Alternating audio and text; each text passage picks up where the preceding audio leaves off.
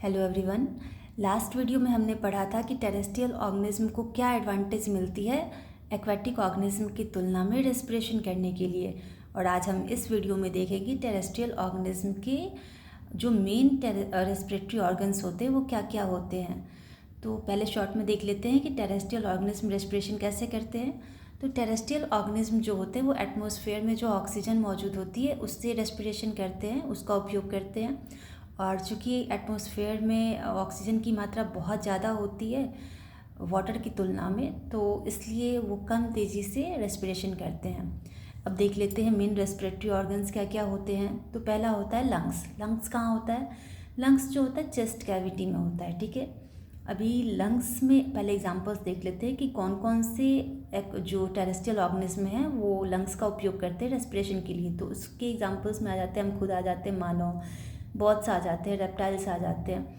तो लंग्स में क्या होता है कि लंग्स चेस्ट कैविटी में होती है और लंग्स में जो होता है ना छोटी छोटी थैलियों की तरह छोटे स्ट्रक्चर्स होते हैं जिनको एल्विलाई बोलते हैं, ठीक है।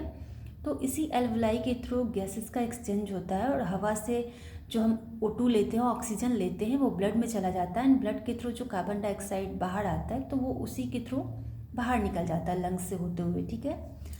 सेकंड जो रेस्पिरेटरी ऑर्गन होता है वो होता है, उसे बोलते हैं श्वास रंध्र और श्वास नली। श्वास रंध्र मीन्स स्पाइरिकल्स एंड श्वास नली ट्रैकिया। स्पाइरिकल्स जो होता है उसको बोलते हैं कि जैसे किसी किसी ऑर्गेनिज्म की बॉडी की साइड्स में किनारों में जो होते हैं छोटे छोटे पोर्स लाइक स्ट्रक्चर होते हैं जिनको हम स्पाइरिकल्स बोलते हैं। और यही स्पाइरिकल्स जो होते हैं वो ट्रैकियल ट्यूब्स के नेटवर्क में खुलते हैं जहाँ से ऑक्सीजन सीधे ब्लड के सीधे बॉडी के सेल्स तक पहुंच जाते हैं। और ट्रैकिया आप समझ रहे होंगे कि ट्रैकिया एक लॉन्ग ट्यूब लाइक स्ट्रक्चर होता है जो लैरिंग्स के बाद शुरू होता है एंड चेस्ट कैविटी तक जाता है, ठीक है। तो स्पाइरिकल्स एंड ट्रैकिया जो होता है वो इंसेक्ट्स का मेन रेस्पिरेटरी ऑर्गन होता है। जस्ट लाइक इसका एग्जांपल देख ले तो कॉकरोच इसके एग्जांपल होते हैं, ठीक है। अब थर्ड हम रेस्पिरेटरी ऑर्गन अगर देखें तो वो होता है स्किन, ठीक है, त्वचा आ गई इसके लिए। तो इसका कौन कौन से जो ऑर्गेनिज्म होते हैं वो उपयोग करते हैं। तो इसका एग्जांपल होता है अर्थवर्म, ठीक है। अर्थवर्म की स्किन जो होती है वो बहुत मॉइस्ट होती है तो वो अपनी स्किन का उपयोग करते हैं रेस्पिरेशन के लिए।